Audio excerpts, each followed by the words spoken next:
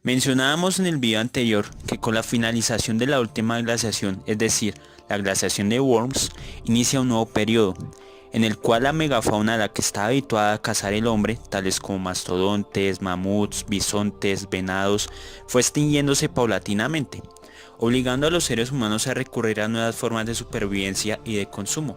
Estamos hablando de la domesticación de los primeros animales, la sedentarización de las comunidades y la revolución agrícola.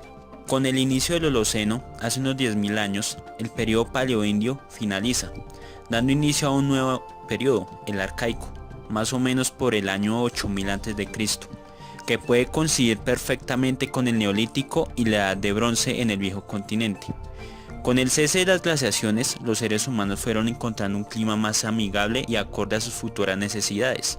Los cuerpos de agua se hicieron más latentes y accesibles. Por ello, las primeras ciudades surgieron a la orilla de los ríos, para un mayor acceso al riego de sus cultivos, y no solo eso, el agua se convirtió en un activo natural dentro de la vida social y religiosa del hombre. Como mencionaba antes, los animales predominantes durante las glaciaciones comenzaron a extinguirse, por lo que el hombre se vio obligado a buscar una manera más efectiva de conseguir su alimento, su sustento. La domesticación de los animales. No tenía sentido ir con una lanza casi todo el día y arriesgando el pellejo, teniendo la posibilidad de domesticar especies más dóciles. Y además de eso, educarlos para que en cierto modo se acoplaran a las nuevas costumbres humanas, creándose un mutualismo en un principio natural entre los animales y el ser humano, aunque desigual, claro está. Ya había una razón por la cual defenderse de sus enemigos. En vez de vagar toda una vida de un lugar a otro, empieza a tenerse una concepción primitiva del territorio, ese espacio físico que habita una comunidad y que a partir de allí se generan unas relaciones sociales, económicas, culturales y religiosas, porque sí, ya había tiempo para otras cosas. En vez de vagar sin rumbo fijo, había un propósito para vivir. El conocer e interactuar con otras tribus, la conformación de una familia dentro de lo que empezaba a llamarse una sociedad.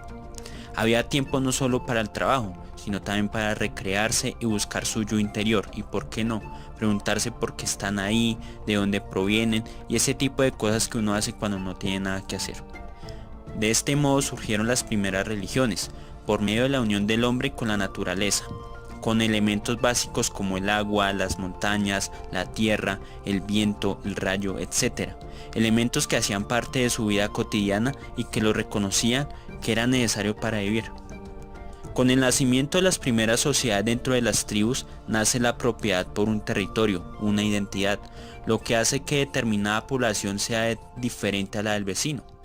En este sentido nacen las primeras ciudades y con ellas la necesidad de proteger sus recursos del enemigo, por lo que surge la división social del trabajo, es decir, unos cuidan los recursos mientras que otros los producen, otros los consumen, etc. En la región de la Sabana de Bogotá se encontraron uno de los primeros vestigios humanos seminómadas en el territorio colombiano.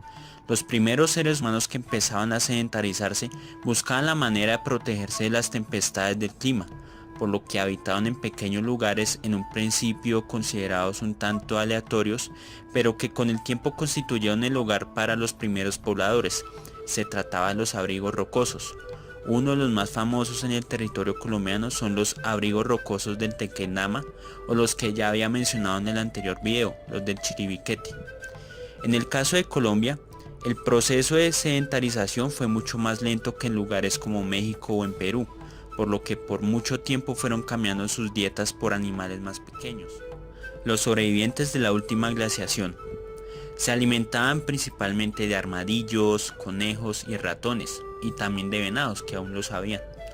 Más o menos por el año 3500, mientras que en la antigua Mesopotamia se inventaba la rueda, en la costa atlántica colombiana sucedía un evento novedoso, el invento de la cerámica. Si bien su fabricación fue rudimentaria y primitiva, implicó un cambio trascendental para la vida cotidiana del hombre. El hecho de tener recipientes les permitía almacenar en pequeñas o grandes cantidades de alimentos para su mayor conservación y para que los roedores o plagas de insectos no les quitaran su comida. Además que servían para actos religiosos, constituyéndose en reliquias que sepultaban con sus dueños, representando lo que habían hecho en vida.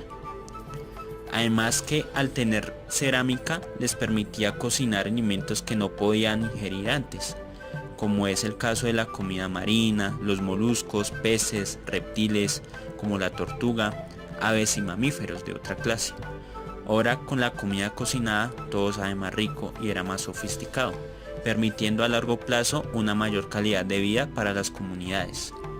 El hecho de vivir a la orilla de las lagunas, ríos y quebradas les permitió idear un calendario que les ayudara a medir los tiempos de sequía y de abundancia para sus cultivos, así como los de inundación o sequedad en los suelos.